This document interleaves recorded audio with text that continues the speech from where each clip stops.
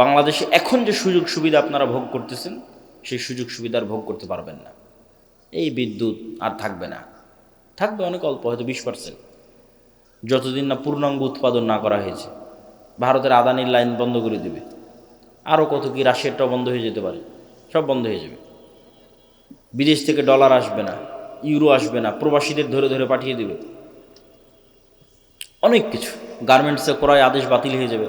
আপনার গাইবান্ধার কত মানুষ গার্মেন্টস থেকে ইনকাম করতেছে, আর ইনকাম পাবে না, বাড়ি ফেরত চলে আসবে।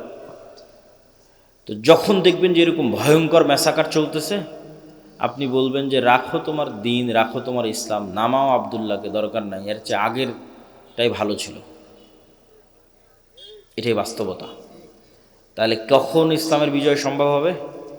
যখন অন্তত 20%, বাংলাদেশের অন্তত 20 থেকে 30% মানুষের ইমান বিল গায়েবে ইয়াকিন থাকবে। ইমান বিল গায়েব কি? ইমান বিল গায়েবের একটা বড় পার্ট হচ্ছে পরকাল। 6 নাম্বার, ওয়াবিল আখিরাতি হুম ইউকিনুন, সূরা বাকারার মধ্যে আল্লাহ বলেছেন আল্লাযীনা ইউমিনুনা বিল গায়ব, যারা গায়েবে ইয়াকিন রাখে। আর শেষ করছেন ওয়াবিল আখিরাতি হুম ইউকিনুন, পরকালে ইয়াকিন রাখে। তো পরকালে ইয়াকিন রাখা মানে কি? পরকালকে ভিজুয়ালাইজ করতে পারা, দেখতে পাওয়া। মুসলমানদের জীবন পরকাল ভিত্তিক।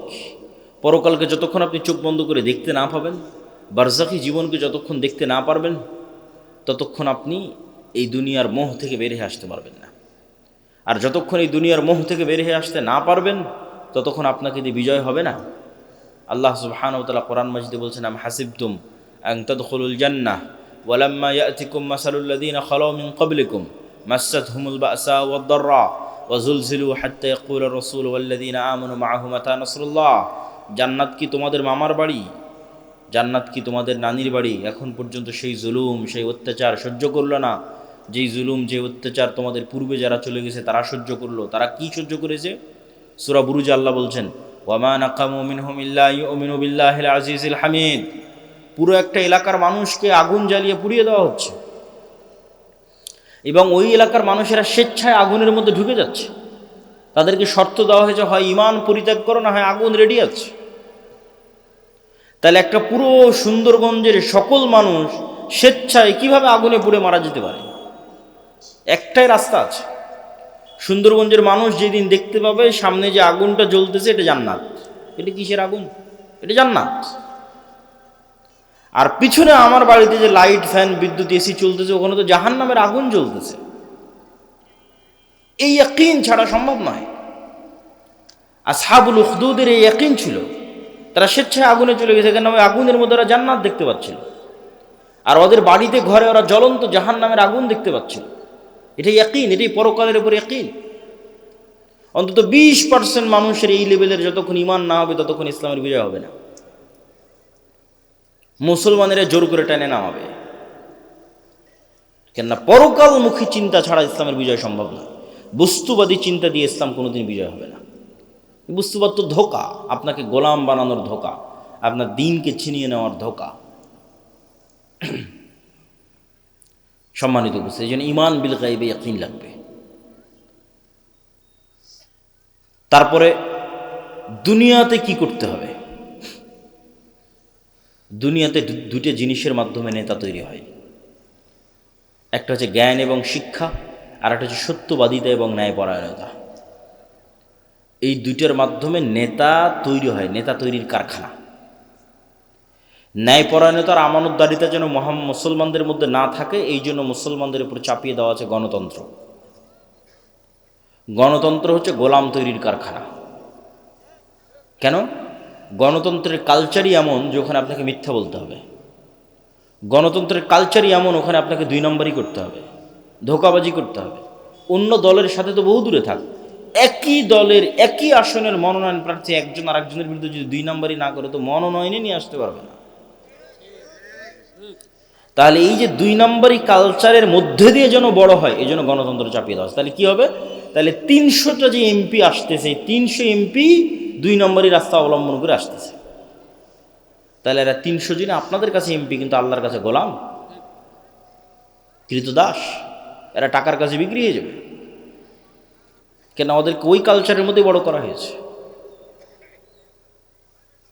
তাহলে সত্যবাদী, ন্যায়পরায়ণ, যে কোথাও বিক্রি হবে না। এই যে OC, DC, SP, AC land, sub registrar মতো যায় না। আওয়ামী লীগের আমলেও যারা ছিল এখনও তারাই।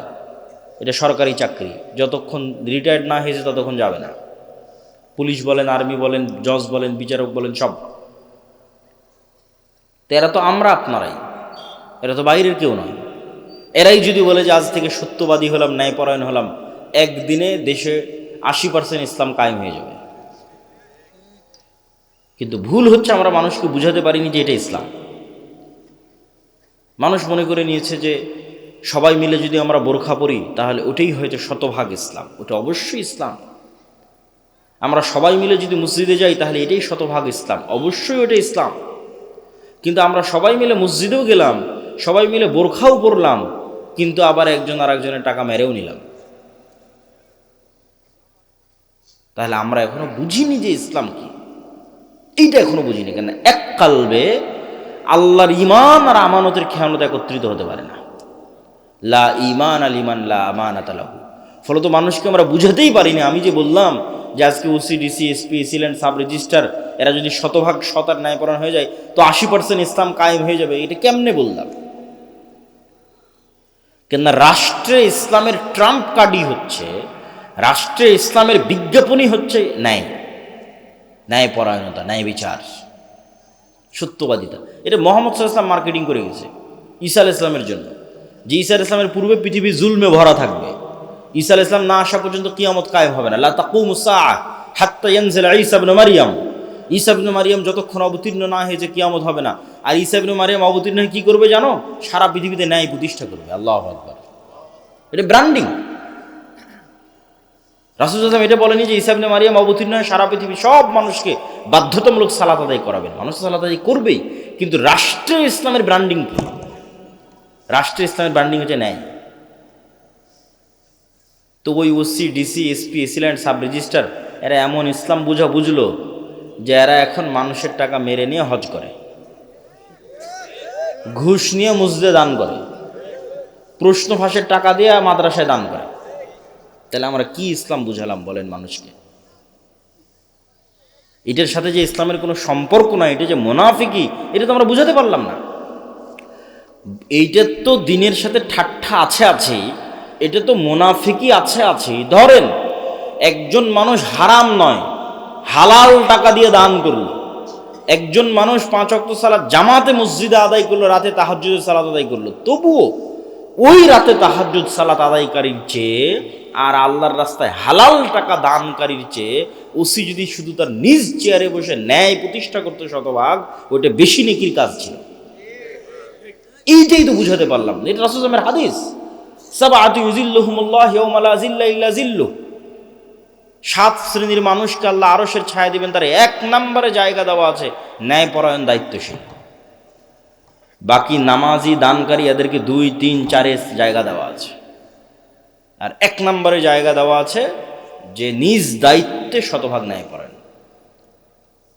তাহলে OC, DC, SP, AC land, sub registrar এদেরকে আমরা বুঝাতে পারলাম না যে তুমি তো যে পাগলামি করতেছো ওটা তো মুনাফিকি, ওটা তো করার দরকারই নাই। তুমি এই যে দায়িত্ব বসে আছো এটাই শতভাগ ন্যায়ের সাথে যদি তুমি পালন করতে পারো, তাহলে তুমি কি পালন করতেছো জানো? রব্বুল আলামিনের গুণে গুণান্বিত হচ্ছ। রব্বুল আলামিন আল্লাহ, তার সবচেয়ে বড় গুণ হচ্ছে তিনি ন্যায়পরায়ণ, জুলম করেন না।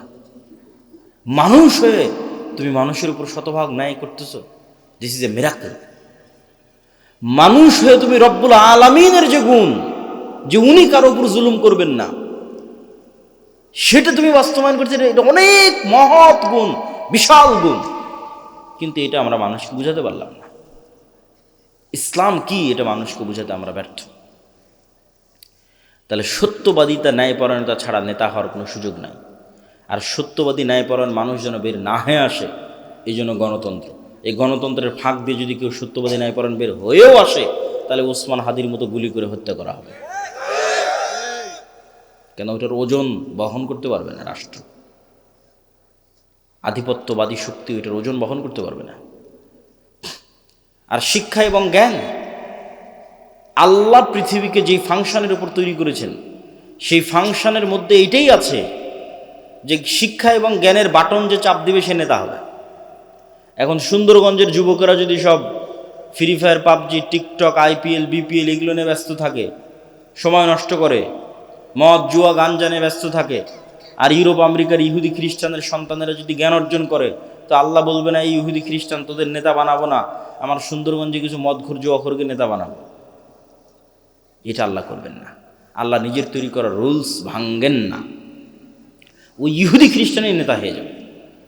আর এই সুন্দরগঞ্জের মদখোর, জুয়াখোর মুসলমান হওয়ার পরও গোলাম থাকবে, কেন আমার পায়ে গোলামির জঞ্জির সে নিজে বেঁধেছে, কিছু করার নাই।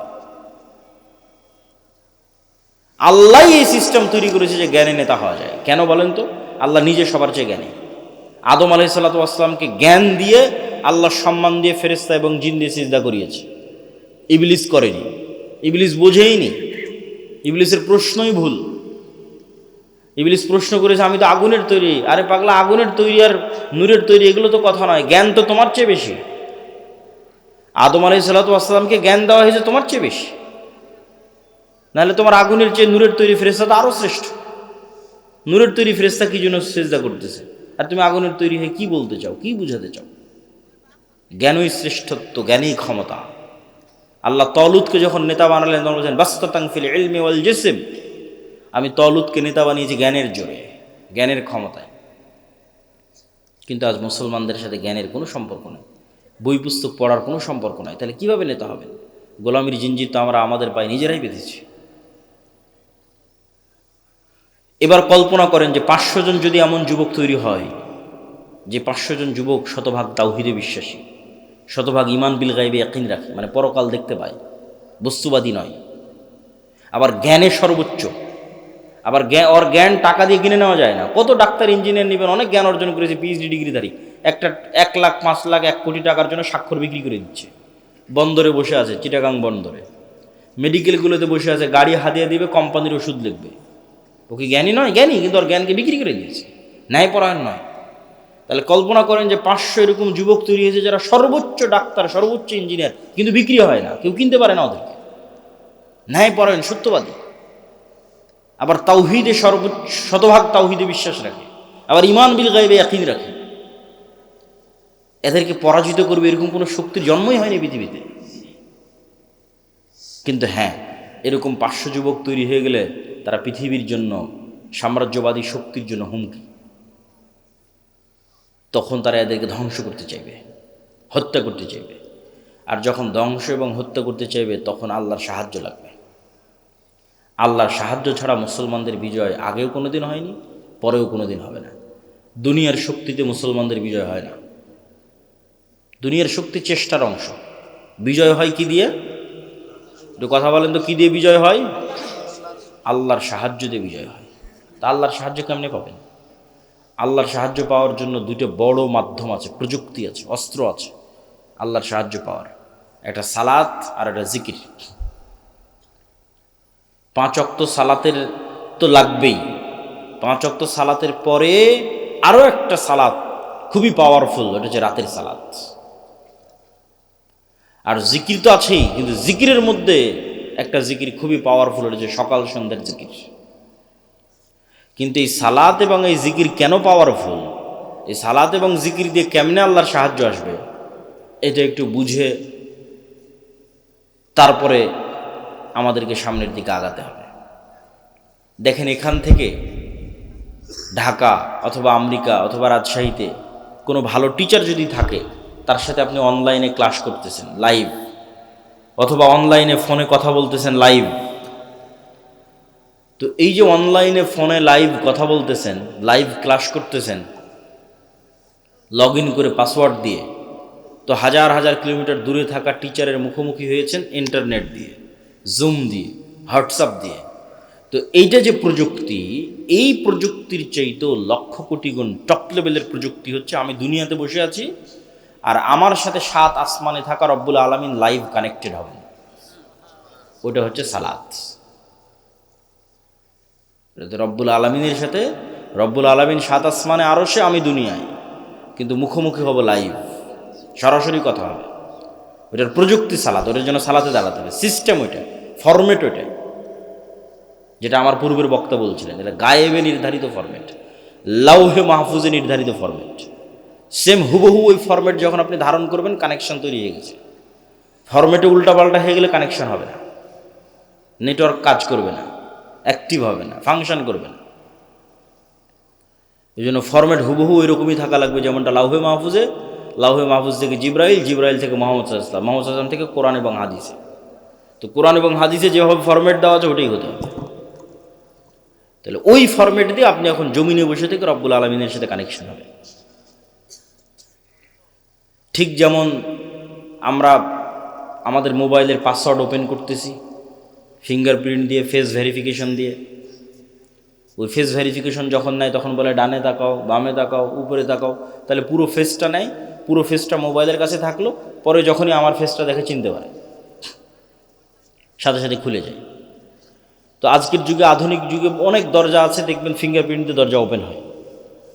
আচ্ছা, আমাদের গাড়ির চালক কি এসে পৌঁছেছে? ভাই পৌঁছেছে? তো দেখবেন যে ফিঙ্গারপ্রিন্ট দিয়ে দরজা ওপেন হয়, কার্ড পাঞ্চ করে দরজা ওপেন হয়। তো মনে করেন আমরা অত্যাধুনিক প্রযুক্তির একটা দরজার সামনে দাঁড়িয়ে আছি, যেই দরজা পাসওয়ার্ড অনেক কঠিন, প্রচুর ভ্যারাইটিস পাসওয়ার্ড। যেমন মোবাইলের পাসওয়ার্ড দেওয়ার সময় ওরা কী বলে যে শুধু ইংরেজি লিখিও না, সংখ্যা দাও, 1 2 3 4 দাও, 1 2 3 4 পরে হ্যাশ দাও, স্টার দাও, যত রকমের দিতে পারো তত পাসওয়ার্ড শক্ত। তো পাসওয়ার্ড অনেক শক্ত, নির্ধারিত সময়ে আসতে হবে, নির্ধারিত সময় ছাড়া কাজ করবে না, দরজা খুলবে না। নির্ধারিত সময়ে আসতে হবে, পবিত্র অবস্থায় আসতে হবে। পবিত্র হওয়ারও ফরম্যাট দেওয়া আছে। মানুষ বুঝতেছে না কী ব্যাপার, আমি পেশাব পায়খানা করলাম কিন্তু হাত কেন ধুচ্ছি? এটা তো গায়েবে নির্ধারিত ফরম্যাট, এটা তো প্রযুক্তি। পেশাব পায়খানা করে এসে মাথা কেন মাসাই করতেছি? তো লাউহে মাহফুজ এভাবে নির্ধারণ করা আছে, এইটা ওইটার সাথে মিলে যাবে, তখনই তো কানেকশন তৈরি হবে, তখনই তো যোগাযোগ তৈরি হবে। আসে যখন আপনি নির্ধারিত সময় যখন পবিত্র অবস্থায় দাঁড়ালেন, এটা একটা ফরম্যাট, এর সাথে একটা আওয়াজ আছে, সাউন্ড আছে। আলহামদুলিল্লাহ রাব্বিল আলামিন আর রহমানির রহিম। রুকুতে যখন গেলেন, এটা একটা ফরম্যাট, ওর সাথে একটা সাউন্ড আছে, সুবহান রাব্বিল আযীম। সিজদায় গেলেন, ওর সাথে একটা সাউন্ড আছে, সুবহান রাব্বিল আলা। এই ফরম্যাট, সাউন্ড, দাঁড়ানো, সময়, নিয়াত, কালব কানেক্টেড, চোখ সিজদায়, সব যখন মিলে গেছে, তখন তো সামনের দরজা উন্মুক্ত হবে, ধরতে পেরেছে পরিপূর্ণভাবে, তখন আল্লাহর সাহায্যের দরজা উন্মুক্ত হবে, আল্লাহ সুবহানাহু ওয়া তাআলার রহমত পাওয়ার দরজা উন্মুক্ত হবে। এটাই সালাত। সালাত ছাড়া মুসলমানদের বাঁচার কোনো রাস্তা নাই,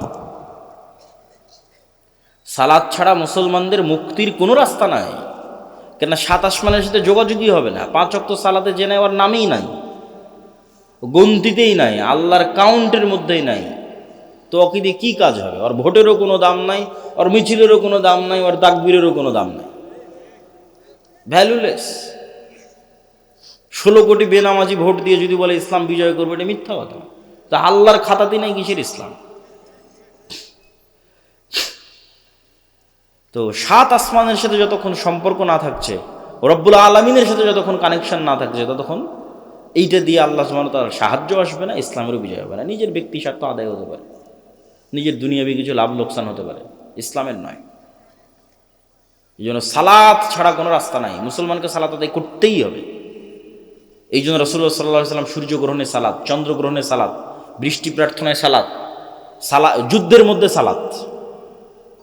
যুদ্ধের মধ্যে সবাই মিলে যুদ্ধ করলে তো যুদ্ধ আরও জমে, তা না করে বলছে সালাতের সময় হয়ে গেছে, অর্ধেক যুদ্ধ করো, অর্ধেক সালাত আদায় করো। কেন? তোমাদের এই যুদ্ধ সবাই মিলে যুদ্ধ করলে বিজয় হবে, ওই থিওরিতে এই যুদ্ধ চলে না। এটা যদি জিহাদ ফি সাবিলিল্লাহ হয়, জিততে হলে রব্বুল আলামিনের সাহায্য লাগবে। রব্বুল আলামিনের সাহায্য আসার জন্য ওই যে ফরম্যাটে দাঁড়াতে হবে, প্রযুক্তি ইউজ করতে হবে, তাহলে আসমান থেকে সাহায্য নামা শুরু করবে। আর আসমান থেকে সাহায্য না নামলে তোমাদের বিজয় হবে না। এই জন্য সালাত আদায় করা ছাড়া মুক্তির কোনো রাস্তা নেই। আর একটা বলেছি, জিকির। জিকির কেন পাওয়ারফুল? জিকির কেন শক্তিশালী? জিকির কেন পাওয়ারফুল, শক্তিশালী? এটা বুঝতে হলে আপনাকে বুঝতে হবে শব্দ, আওয়াজ, বাক্য কেন শক্তিশালী। আজকে আমরা যেই বিশ্বে দাঁড়িয়ে আছি, এই বিশ্বটার আধুনিক সভ্যতা দাঁড়িয়ে আছে যে আমি আব্দুল্লাহ এখান থেকে বলবো, আমার এই আওয়াজটা মোবাইলে ক্যাপচার করবে, মোবাইল থেকে নেটওয়ার্কে দিবে, দিয়ে এখন আমার কথা এখন আমেরিকাতে বাজতেছে। এ কেমনে আমেরিকা গেল? এটা আলোর মধ্যে দিয়ে আমার কথা ট্রান্সফার হয়ে যাচ্ছে। আমার চেহারা, ছবি, ভিডিও আলোর মধ্যে দিয়ে ট্রান্সফার হয়ে যাচ্ছে। এটা পৃথিবী যেদিন থেকে সৃষ্টি হয়েছে ওই দিন থেকেই হয়, মানুষ জানত না। এই গায়েব আল্লাহ উন্মোচন করেছে 50 বছর 60 বছর হচ্ছে মানুষের জন্য। তো এটার উপরে এই আধুনিক সভ্যতা টিকে আছে। কিন্তু এই আধুনিক সভ্যতার চেয়েও পাওয়ারফুল অত্যাধুনিক প্রযুক্তি হচ্ছে শব্দভিত্তিক, আওয়াজ ভিত্তিক প্রযুক্তি। কিন্তু ওর ধারে কাছে বিজ্ঞানীরা নাই। বিজ্ঞানীদের ওই লেভেল পর্যন্ত জ্ঞান পৌঁছেনি। কিন্তু ওই লেভেল পর্যন্ত কিছু জ্ঞান আল্লাহ আবার সুলাইমান আলাইহিসসালামকে দিয়েছিলেন। বলেন আল্লাহু আকবার। তাহলে সুলাইমান আলাইহিসসালাম আজ থেকে 1000 বছর আগে কোন লেভেলের জ্ঞান অর্জন করেছিল? যেমন আমার এখানে যদি একজন চাইনিজ বসে থাকে, ও আমার একটা কথা বুঝতে পারবে, খালি আওয়াজ ওর কানে যাবে। কি যাবে? আওয়াজ। তো এটা এক ধরনের আওয়াজ। আমি যে বাংলা বলতেছি, this is one kind of sound, এটা একটা আওয়াজ। আপনি বুঝতেছেন, আরেকজন বুঝে না। ঠিক এখানে এসে একটা চাইনিজ যদি বক্তব্য দেয়, আপনি খালি আওয়াজই শুনতে পাবেন। কি যে আওয়াজ, তো অর্থ জানি না। তাহলে অবশ্যই এই ধরনের কোনো একটা আওয়াজের সিস্টেম আছে, ফরম্যাট আছে, যেটা আপনি উচ্চারণ করলে গরুতে বুঝে নেবে যে কি বললো। বলেন আল্লাহু আকবার। ওইটা আমাদের ব্রেনে আল্লাহ দেয়নি, ওইটা সুলাইমান আলাইহিস সালামকে দিয়েছিল। কোন বাক্য, কোন আওয়াজ উচ্চারণ করলে আমি পিঁপড়াকে বলতে পারবো, পিঁপড়া তুমি ডানে যাও, এটার একটা আওয়াজ আছে। এই আওয়াজের জ্ঞান আল্লাহ কাকে দিয়েছিল? বলেন না যে কাকে দিয়েছিল? সুলাইমান আলাইহিসসালামকে দিয়েছিল। এটা সবচেয়ে অত্যাধুনিক প্রযুক্তি, সর্বোচ্চ লেভেলের প্রযুক্তি, আওয়াজ, শব্দ। আবার ওই পিঁপড়া কি বলতেছে সেটাও সুলাইমান আলাইহিস সালাম বুঝতো, পাখি কি বলতেছে ওটাও সুলাইমান আলাইহিস সালাম বুঝতো। সুলাইমান আলাইহিসসালামের জীবদ্দশায় সবচেয়ে ঐতিহাসিক একটা ব্যতিক্রম ঘটনা হচ্ছে রানী বিলকিসের সিংহাসনকে উঠিয়ে নেওয়া আসা হয়েছে চোখের পলকে। কোরআনে আর বর্ণনা আছে। তো সুলাইমান আলাইহিসসালাম যখন বললেন বিলকিসের সিংহাসনকে নিয়ে আসতে হবে, তখন একটা জিন বলছে, ক্বালা ইফরিতুম মিনাল জিন, যে আমি আপনার এই বসা থেকে উঠার আগে ওই সিংহাসন ইয়ামান থেকে ফিলিস্তিনে নিয়ে আসবো। এইটা সুলাইমান আলাইহিস সালামের পছন্দ হয় না। তখন আরেকজন বলল, কোরআনের ইবারত হচ্ছে আল্লাযী ইনদাহু ইলমুম মিনাল কিতাব, যার কাছে কিতাবের জ্ঞান আছে, সে বলল যে আপনার চোখের পলক পড়ার পূর্বে সিংহাসন হাজির হয়ে যাবে। তাহলে ইফরিত নামক জিন যখন বলেছে, তখন গায়ের জোরে বলেছে, যে গায়ের জোরে উড়ে যাব, উড়ে আসব। আর পরের জন যখন বলেছে, গায়ের জোরে বলেনি, জ্ঞানের জোরে বলেছে। আল্লাহ পাক বলেছে আল্লাযী ইনদাহু ইলমুম মিনাল কিতাব, কিতাবের জ্ঞান আছে। কি জ্ঞান? কোন জ্ঞান? যে জ্ঞানে চোখের পলকে সিংহাসন নিয়ে চলে আসবে ইয়ামান থেকে ফিলিস্তিন, 1000 কিলোমিটার দূরে। তো অনেক মুফাসসির লিখেছেন যে আল্লাহ সুবহানাহু ওয়া তাআলার বিশেষ কিছু জিকির তার জানা ছিল, সাউন্ড, আওয়াজ, জ্ঞান, জিকির, বিশেষ কিছু জিকিরের জ্ঞান, যে আওয়াজ দিয়ে, যে সাউন্ড দিয়ে চোখের পলকে সিংহাসন ওখান থেকে উড়ে চলে আসবে এখানে। তো সাউন্ড খুব পাওয়ারফুল। এই জন্য আল্লাহ সুবহানাহু ওয়া তাআলা পৃথিবী ধ্বংসর সিস্টেম নির্ধারণ করেছেন সাউন্ড। যে ইসরাফিল বাঁশিতে ফুঁ দিবে, আওয়াজ তৈরি হবে, আওয়াজে সূর্য চন্দ্র নক্ষত্র সব ভেঙে চূর্ণ বিচূর্ণ হয়ে যাবে, আওয়াজ।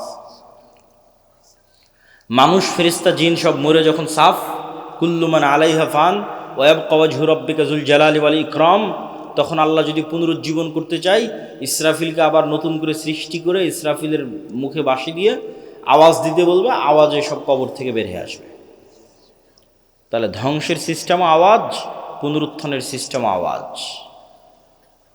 এটা টপ লেভেলের প্রযুক্তি, আওয়াজ। এই জন্য মুসা আলাইহিস সালামকে যে লাঠি দেওয়া হয়েছে, মুসা আলাইহিস সালামের যে মুজিজার পাথর ছিল, যেটাতে আঘাত করে বৃষ্টি তৈরি, ঝর্ণা তৈরি হয়েছিল, যে পাথর আর লাঠি বানু ইসরায়েলরা বহন করতো তাবুত নাম দিয়ে, কোরআনে আছে তাবুতের কথা, আর সাকিনা, তাবুত। ওরা সব যুদ্ধ ওটা নিয়ে যেত, ওটার বরকতে ওদের বিজয় হয়ে যেত। ওইটা ওরা হারিয়ে ফেলেছে। ওরা মনে করছে এই তাবুত জেরুজালেমের মসজিদে আকসার মাটির নিচে আছে। তো ওদের ওই তাবুতের চেয়েও, মুসা আলাইহিস সালামের লাঠির চেয়েও, মুসা আলাইহিস সালামের হাতের মুজিজার চেয়েও, ঈসা আলাইহিস সালামের মৃত্যুকে জীবিত করার চেয়েও পাওয়ারফুল জিনিস মুসলমানদের কাছে আছে। সেটা হচ্ছে সরাসরি আল্লাহর আওয়াজ কোরআন। বলেন আল্লাহু আকবার। কোরআন সরাসরি আল্লাহর আওয়াজ, আল্লাহর সাউন্ড, আল্লাহর শব্দ, আল্লাহর বাক্য, যেটা জিব্রাইল হয়ে মুহাম্মদ সাল্লাল্লাহু আলাইহি ওয়াসাল্লাম হয়ে আমাদের পর্যন্ত এসেছে। এই জন্য কোরআন তেলাওয়াত বিশুদ্ধ হতে হবে, যাতে হুবহু মুহাম্মদ সাল্লাল্লাহু আলাইহি ওয়াসাল্লামের মতো হয়। ফরম্যাট মিলবে, তখন বেশি কাজ করবে, এবং ওইভাবে ওই লেভেলের আরবি বুঝতে হবে।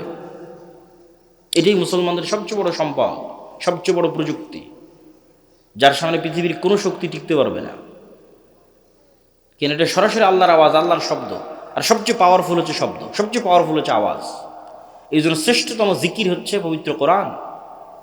আফজালুজ জিকর তিলাওয়াতুল কোরআন, শ্রেষ্ঠতম জিকির কোরআন তেলাওয়াত করা। কিন্তু সেই কোরআন শিখে কে, পড়ে কে, বুঝে কে, জানে কে? কোরআনের যা অবস্থা আমাদের বাড়িতে ঘরে, আমাদের তা অবস্থা পৃথিবীতে। এভাবেই ভাগ্য নির্ধারণ করা আছে। তো জিকিরের কথা বলতে গিয়ে আর দুইটা পয়েন্ট বলবো, যে জিকির কেন গুরুত্বপূর্ণ, কেন শক্তিশালী, কেন পাওয়ারফুল। পৃথিবীর এমন কোনো অসম্ভব নয় যা সম্ভব করা যাবে না জিকির দিয়ে। তবে তার আগে জিকিরের উপর গুরুত্বপূর্ণ দুটো পয়েন্ট উল্লেখ করার আগে জরুরি 2 মিনিট কথা। এই যে আজ সুন্দরগঞ্জে সম্ভবত আমি আজকে প্রথম এসেছি নাকি? তো এই যে এত চেষ্টার পর, এত পরিশ্রমের পর প্রথম আসলাম, এই আশা যদি শেষ হয় তাহলে আর কোনো অর্থ থাকে না। কিন্তু বাংলাদেশের যত উপজেলা, 600 উপজেলায় একবার করে গেলে 2 বছর লাগবে, তাও যদি প্রতিদিন প্রোগ্রাম করা হয় তাহলে। আর যদি এই মাত্র সিজনের 2-3 মাস প্রোগ্রাম করা হয় তাহলে 5 বছর লাগবে সব উপজেলায় যেতে।